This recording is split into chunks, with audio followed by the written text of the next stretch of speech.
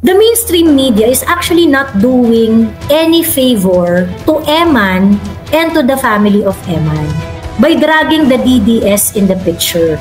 Making it appear na kaya yung nagawa ni Eman, kaya niya in-unalive yung sarili niya is because binash daw siya ng mga DDS. Definitely, we do not agree with the politics of Eman. And Eman herself was not respectful at the time when he had an opportunity to show respect to other people. So, nung time na galit yung mga tao sa Nepo Babies, nadadamay siya. And it's not purely DDS. But what I don't understand is bakit siya, sinasabi niya at pinangalanan niya na DDS yun. Sabi ko nga, kung dadaling niyo tong usapan na to sa politics, hindi niyo talaga magugustuhan. Bakit kailangan niyo pang i-highlight na, kasi si DDS daw as if the mga DDS ang may dahilan kung bakit siya merong mental health issues. Si Kuya Kim should call out the mainstream media for dragging the DDS here. Kasi itong mainstream media, kung gusto niyo talagang bigyan ng peace itong kaluluwa ni Eman at ang pamilya Atienza, hindi niyo dapat ginawang political ito. And I think yun yung pinaka-cruel na nangyari para kay Eman today at sa family ni Eman. Mali na nga yung appreciation ni Eman na mga DDS ang nababa sa akin sa Nepo Baby, because it's not just DDS per se. Mali na nga yung appreciation niya sa facts pagkatapos itong mainstream media sinakyan nyo pa. And of course, yung mga Duterte supporters, anong gusto nyong gawin? Pag sinisi nyo sa mga Duterte supporters, hindi kami papalag? Hindi naman ganyan yung mga pag-uugali nyo noong merong nagpakamatay na Uniteam supporter noong 2022 na student.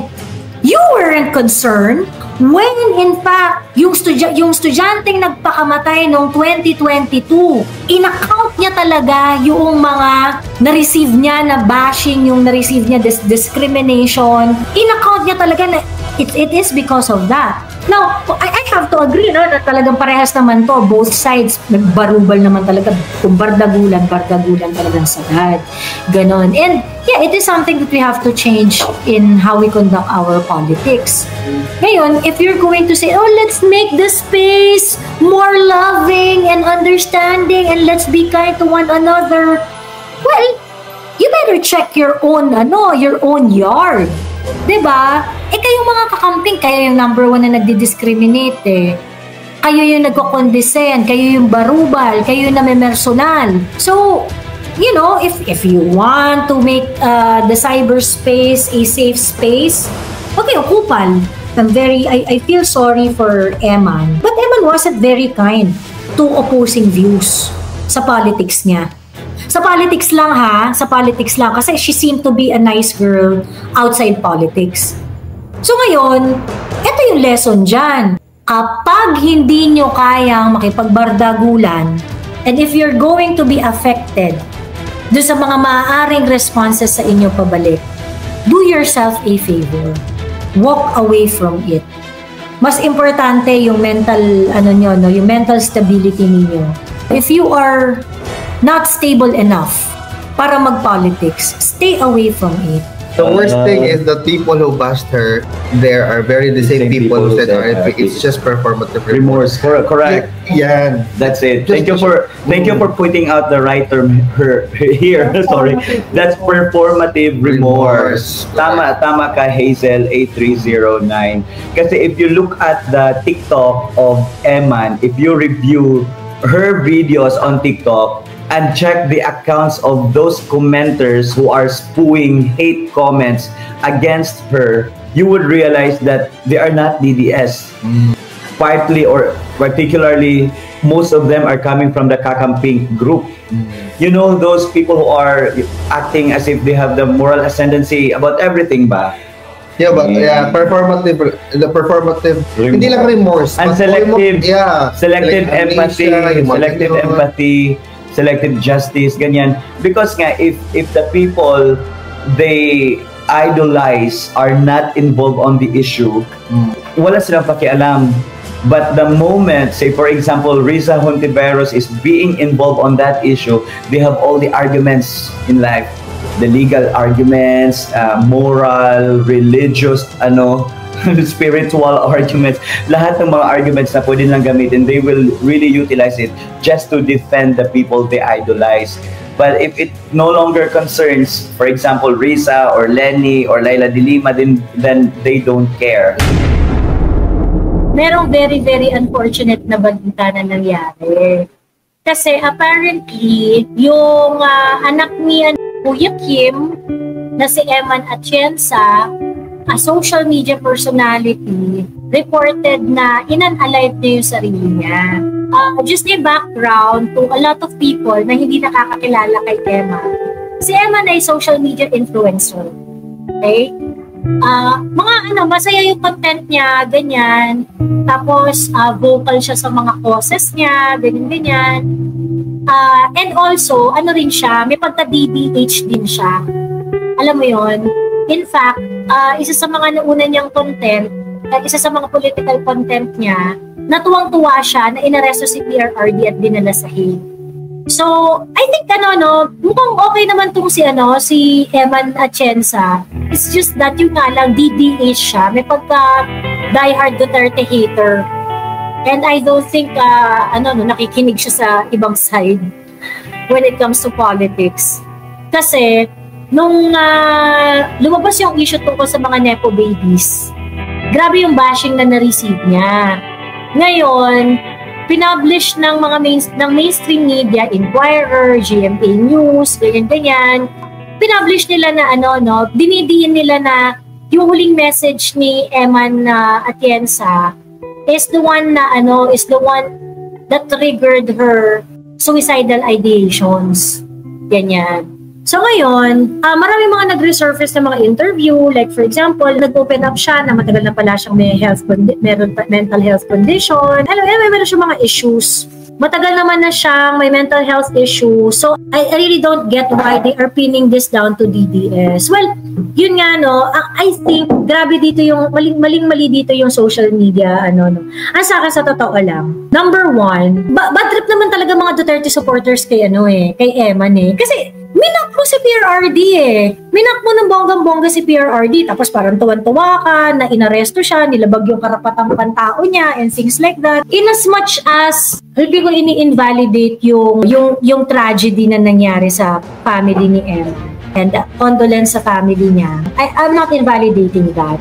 Pero if we're going to look at it in a political perspective, marami talagang mababad trip sa kanya.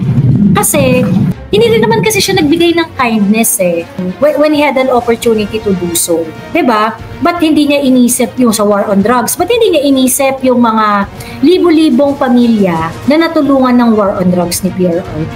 Napagtatawanan mo yung matanda dahil dun sa nangyari sa kanya. Hindi mo inisip yung libo-libong Pilipino na nakinabang dun sa war on drugs ni PRRD. And I think that's equally insensitive. So, yung ibang mga tao, nangyari yan, yung iba, inisip, gaba, ganyan, or whatever, ganyan. It's mean, sa totoo lang, mean siya. Let's just be honest about it. But ang problem kasi, while people are not giving you kindness at this point, the problem is, hindi rin naman kasi siya nagbigay ng kindness, 'di ba? Hindi rin naman kasi siya nagbigay ng kindness sa mga opposing views, 'di ba? You do not have to agree with us, you do not have to but do not mock what we believe in. Do not mock what we believe in. Do not mock what we are fighting for. Ngayon, yung number 2 is ito, okay? The mainstream media is actually not doing any favor to Eman and to the family of Eman by dragging the DDS in the picture. Making it appear na kaya yung nagawa ni Eman, kaya niya inunalive yung sarili niya is because binash daw siya ng mga DDS. Definitely, we do not agree with the politics of Eman.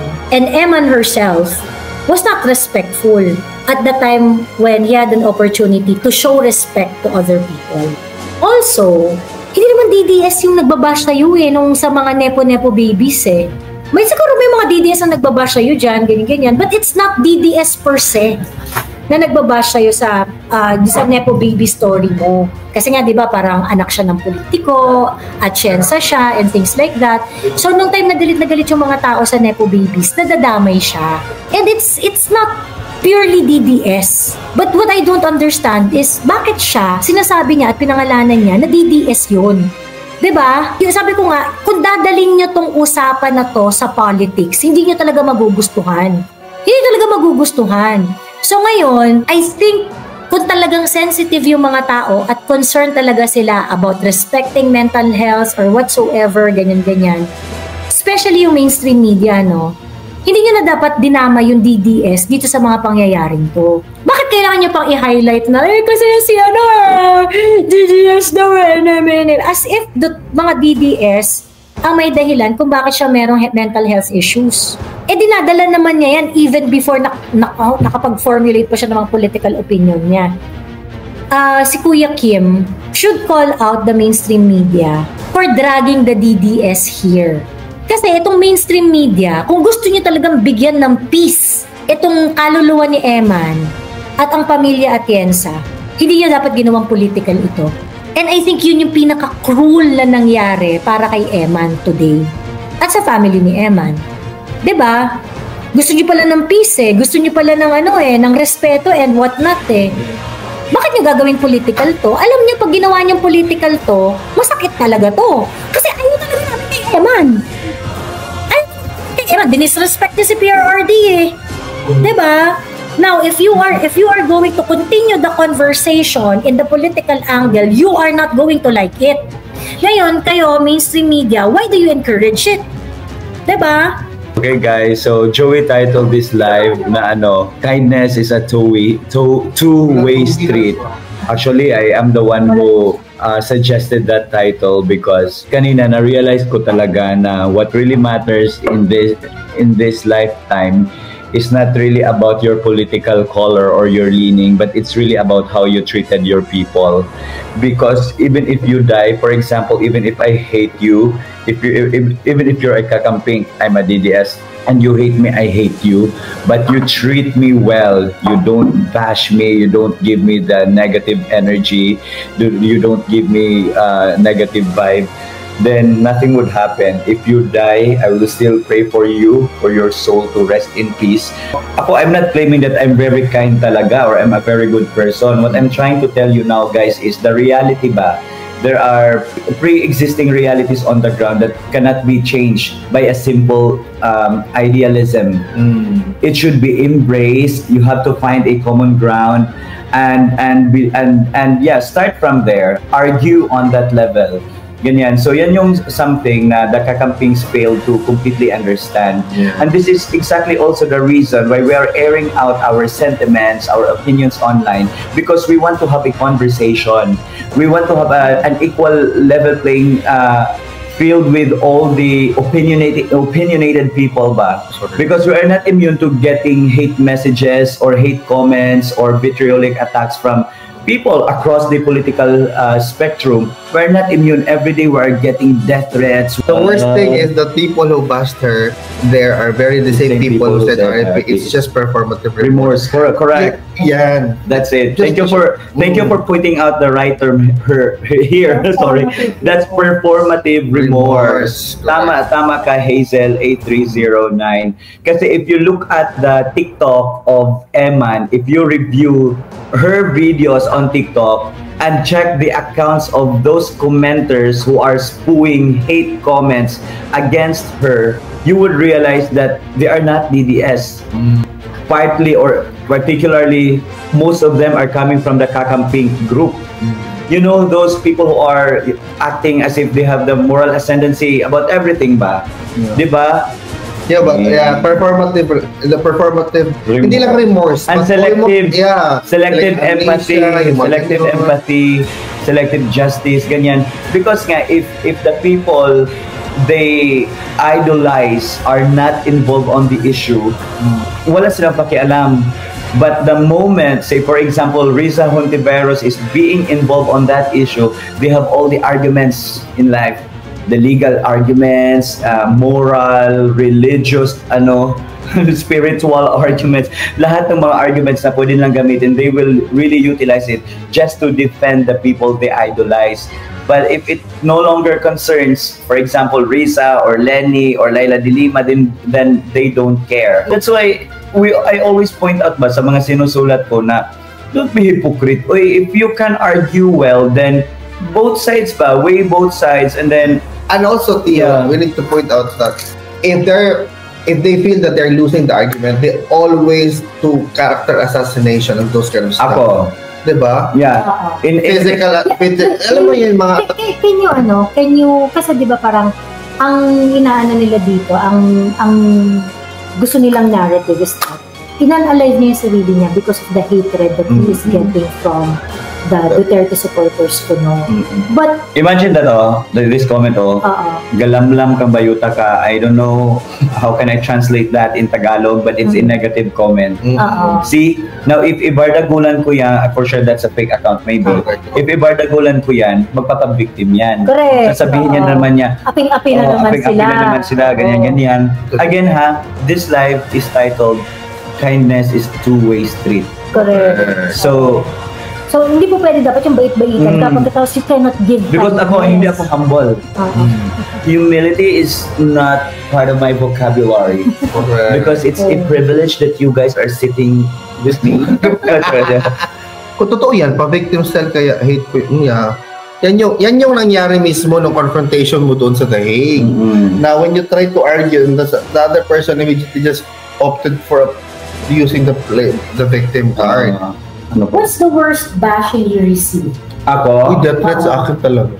Diba? I think that's the worst. Paano ka nila tinagot? Literal, yung mga ganyan, Papatayin ka namin, ganyan. Pupunta ka sa bahay, mga ganun. Yes, at first, initially I thought it was Parang prank. hindi ko parang naapektuhan talaga ang pagbasa ko. But then eventually, hindi ko na pinapansin. Because I would like to believe that we're all going to die. No one is exempted to that. Mamatay ako in the process of supporting the Philippines and whatever causes I believe in. Then so be it. Iba yung take niya, no? Ako, if I'm getting death threats, threat ko din sila. Alam mo yan, I don't do that. tinatawagan ko pa yan. Mga dami account kasi yan sila, guys. Context lang. Ito yung ginagawa ko. Oo, Especially if I'm tinatawagan bored. yan. How do you handle How do I handle bashing and my bashers and the trolls? Wala. Kasi ako talaga, target talaga ako ng mga vitriols ba, yung mga negative comments, mga ganyan-ganyan. Alam nyo ba, pag may time ako, lalo na for example, if it's my off or wala akong trabaho, I spend time. Ako pa ang tumatawag sa kanila. And you know what, there was one time tinithreatan nila ako kasi may standee ako ni Tatay Digong sa bahay. Binidyo call ko bigla yung nag-threat sa akin, tapos pinakausap ko siya kay Tatay Digong para siyang mamatay. Totoo nga. Galit na galit siya kasi kinakausap niya kinakausap niya yung stand. Sabi niya, mamatay ka na. Ang dami niyang pinagsasabi na ganyan. And wala, nag-enjoy lang ako because, di ba? So, and there are times too na, for example, if they bash me, binabash ko din sila. Her childhood trauma was triggered plus bipolar disorder. What the kakampings are doing is using someone's pain as a fire starter for necropolitics. That is correct. So ako, kilala ko si Eman, pero as you can see, hindi ako nagre-react sa mga ginagawa niya online. Even the bashing she did, the mocking she did with PRRD. Hindi nyo nakita. Kaya nga sinabi ko kanina, I can give 100,000 to someone who can send me proof na I bash this person. Ganyan, wala akong ginawang ganyan. Kasi, firstly, Eman grew in the US. So, yung culture niya ba, although she's a Filipina ba siya or pure Filipina living in the US. Yes. So, although yan yung background niya, she hasn't really immersed to the real, real happenings or real situation in the domestic affair of the country or the internal affairs of the country. So, sabi ko, ang bata-bata pa, ako talaga, whenever I engage with someone, di ba, ang first time na sinabi ko sa'yo, yung mga idealisms, mga idealistic aspect, ganyan-ganyan. Then na-realize ko kasi, you were an idealist. I used to be very idealistic. Lahat ng mga arguments ko, dapat ganito ang ginagawa ng government. And doon ko na-realize na there are many aspects pala to consider. For example, the bureaucracy of the government. Because during the pandemic, I really thought na the president has the power. Kasi at that time, yung emergency power ba yung binigay ng Congress kay Digong to decide on matters pertaining to emergency power. Emergency power. So sabi ko, pag may emergency power because may emergency or we are facing a pandemic, ganyan, it would be easier for the president to just hey, do this and that, follow my command, parang ganyan. It's not like that pala. Although the president was given that power during the pandemic time, 2020, ano pala siya, we still need to follow bureaucracy because, not following the bureaucracy, for example, getting of papers, processing, the purchasing method, alam mo yan, mga ganyan ba? Pag hindi pala yan ma-follow, it would be easier for the detractors pala to file cases against the president because there are things that are not followed or there are things that are done that are beyond the bounds of the current legal frameworks of the country. Ganyan, so doon ko na-realize na, ay, hindi pala ito ang realities. Kasi ako, idealistic ako before, mabilis lang yan, sabihin na yan ng president na ganito yung gagawin mo, okay na yan, just follow the president. Hindi pala, because there are rules in place na even if, for example, the Congress grants the president the emergency power, ganyan, he or she still needs to follow the rules established or the jurisprudence, the precedents on what to do when it comes to that aspect. Yan yung na-realize ko. Same with this, the issue with Eman Atienza. Again, I'm not hating her. Ang point ko dito is, there are people out there who also, struggle, bipolar disorder or multiple personality or, mga mental health issues. But then again, they choose to be kind. And because they choose to be kind, they are getting the same kindness that they give out to the world. And so that's the reason why when they have their therapy, mabilis sila nag-heal. Although different yung process. Ako, as I mentioned, in 2018, I was clinically diagnosed of general anxiety disorder. I underwent, therapies, tapos there is this blue pill pa nga na binibigay sa akin, ganyan. Pero by God's grace, I really thank God because He let me understand ba, there are parang turning points sa life ko na I'm realizing things ba na this is not the the ideal thing to do because I used to be idealistic. And when I started pruning myself, when I started cleansing my thoughts, that's where new ideas comes in. Diyan siya pumapasok. So that's also the time when my learning about how the government works broaden, nag-expound siya. Kasi nga nilabas ko na yung mga heavy burdens in my head. Dinischarge ko na sila lahat, dinispose ko sila. So new ideas come in. So basically, it was not only science who actually helped you become who you are. It's also about God, religion, guys. So spirituality. Yeah, it's really the foundation because I graduated. My foundation really is a Christian school. Baptist kasi kami. Tapos, I'm alam nyo na yan sa mga nakakilala sa akin na I'm an IP. My mama is Manobo. So I'm part of the indigenous people. So yung foundation ko sa learning is the tribal Christian community na kung saan yung teacher ko is the pastor's wife and yung book namin is the Bible. Although may basic naman about arithmetic, ganyan. Oh, yun. Pero ito yun siya because that is my foundation and whenever, of course, in our journey in life, sa existence natin, it's not perfect. Ako lang talaga ang almost perfect, guys. Just kidding. Okay. Ang point ko is, yung existence natin is not perfect. There will be, in your journey, may mga bumpy roads talaga dyan, rough roads, that would really challenge your, your personal belief, that would challenge even your existence. Because there will times talaga na question ko pa yung existence ko, what's really my purpose, ganyan. But then, I always go back to God. Whenever I'm in doubt, whenever I feel down, I pray, I read the Bible, and I watch, testimonies of people na yung mga life-changing events, mga experiences ng different people. Just clear up your mind. I'm sharing this from a POV of someone who has experienced general anxiety disorder. So ang sinasabi ko dito, whenever my anxiety attacks, nagpa-play ako ng Christian music in my room, tine-turn off ko lahat ng light na dapat wala talaga, only the darkness, and the only the only thing ba na iniisip ko are the lyrics or the beautiful words, the beautiful verses from the Bible. Yan yung hinahanap ko because regardless, guys, of your political affiliations or your political leaning, regardless of how successful you are as a person, if you don't have God in in your heart and in your mind, if you don't really consider Him as your Savior, as someone who is in control of everything, if there is no surrender, guys, it would be difficult to heal.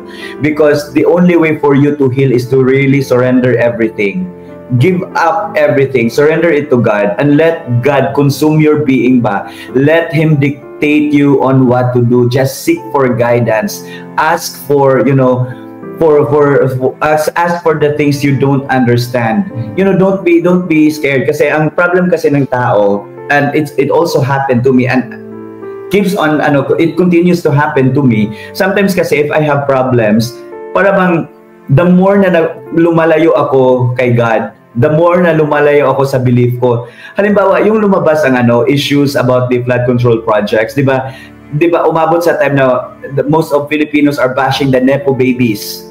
Di ba? Actually, may time talaga na sabi ko, tang ina. This is how I converse with God, ha? Sinasabi ko, parang friend lang kami ba? Sabi ko, tang ina, Lord, ganito talaga. I mean, people are enjoying why there are many Filipinos na nasa labas lang ng hospital kasi, di ba, hindi na sila, hindi na sila ma-take care ng government, hindi na sila ma-cater because nga puno yung hospital.